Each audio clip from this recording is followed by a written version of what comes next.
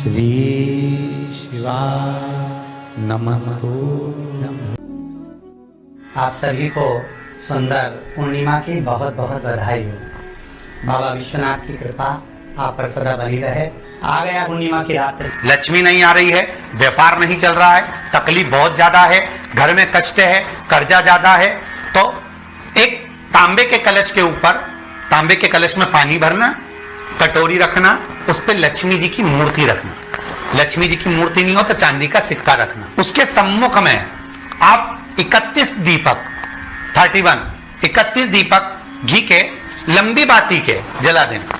महाराज एक एक कमल गट्टा उस 31 दिए के अंदर डाल देना और लक्ष्मी जी का पूजन करना, लक्ष्मी जी का स्मरण करना, खीर का भोग लगाना, पान के पत्ते पर खीर रखना, 5 पत्ते पर खीर का भोग लगाना और माता लक्ष्मी से विनती करना।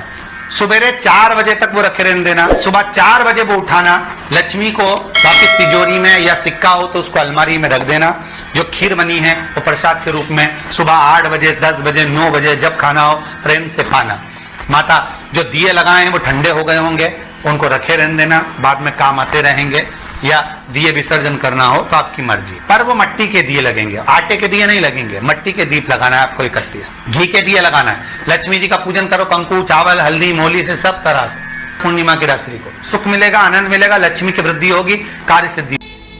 जो बच्चा पढ़ाई में कमजोर होता है, जिसको लिखना नहीं आता, बच्चे लोग याद तो कर लेते हैं पर कॉपी में लिख नहीं पाते, उसको एक ही बात कहो, शंकर जी के मंदिर में जाओ, चंदन घस के ले जाओ और चंदन को 3 उंगली से उस शिवलिंग पर उस बच्चे को ओम बनाना सिखाओ। शिवलिंग पर जो बच्चा ओम बनाना पूरा चालू कर देता है, उस बच्चे को माँ फिर हाथ पकड़ के नहीं पढ़ाती, वो बच्चा अपने आप लिखना चालू कर देता है केवल शिवलिंग पर ओम लिख देने पर। जिन बच्चों के नेत्र कमजोर होते हैं, रोशनी कमजोर होती है, पूर्णिमा के दिन रात्रि को 12 बजे भगवान चंद्रदेव का दर्शन कराइए। 5 से 7 मिनट तक नयन मिलाएं चंद्रदेव के साथ और बाद में एक पीपल के पत्ते पर खीर जो चंद्र के नीचे रखी हुई है उसी खीर को चटा दीजिए। फिर चंद्र का दर्शन कराओ, फिर खीर को चटा दीजिए। महाराज नयन की ज्योति बढ़ती है, नींद नहीं आती तो निंद्रा देवी प्रवेश करती है, निंद्रा अच्छी आती है, आनंदित हो। महाराज जिस व्यक्ति के शरीर में गांठ पड़ जाती हो, शरीर काला पड़ जाता हो, चट्टे पड़ जाते हो या दांत खात खुजली हो जाता हो, उसके लिए भी पूर्णिमा की रात्रि को 12 बजे महाराज भगवान चंद्रदेव के लिए 21 दिए जलाए जाते हैं। उस 21 दिए की कालोज एक थाली में इकट्ठी करी जाती है, कालोज को इकट्ठी कर शरीर में गाय के घी के साथ में जहां जहां जगह पर चट्टे हैं, गांठ है, वहां लगाया जाता है। उसको 5 या 7 दिन लगाइए।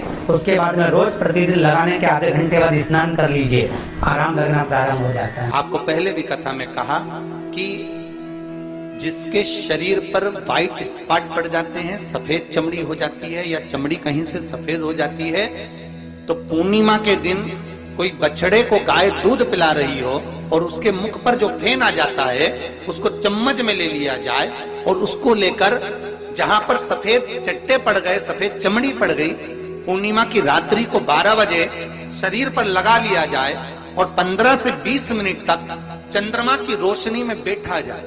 पर ऐसी जगह लगाना कि शरीर पर कोई वस्त्र, कोई धागा, कोई सामान ना रहे और चंद्र की पूर्ण रोशनी उस शरीर पर पड़ना चाहिए।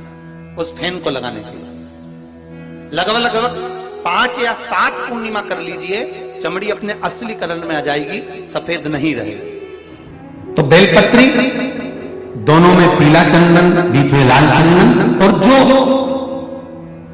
अशोक सुंदरी वाली जगह है उस अशोक वाली सुंदरी वाली जगह पर डंडी का भाग जहां से पानी बहता है वहां लाल चंदन का भाग नीचे की ओर शिवलिंग से टच करता हुआ लाल चंदन का भाग और दोनों चंदन, पीले चंदन के भाग बेलपत्री के उस अशोक सुंदरी वाली जगह पर रखकर मन कामना से शरीर में अगर कोई रोग हो गया जिससे चमड़ी सफेद पड़ रही हो या काया कोई जगह जगह पर खाज हो गया या कोई सोराइसिस जैसी बीमारी हो गई है, तो शिव जी पर उस जल को समर्पित कर कर उस बेलपत्री का जो पानी है वो लेकर आए, शरीर में उस स्थान पर लगाना प्रारंभ करें। धीरे धीरे लगभग 15 से 20 दिन तक अगर क्रम करा और श्री शिवाय नमस्तुभ्यम का जाप किया, ये निश्चित है काया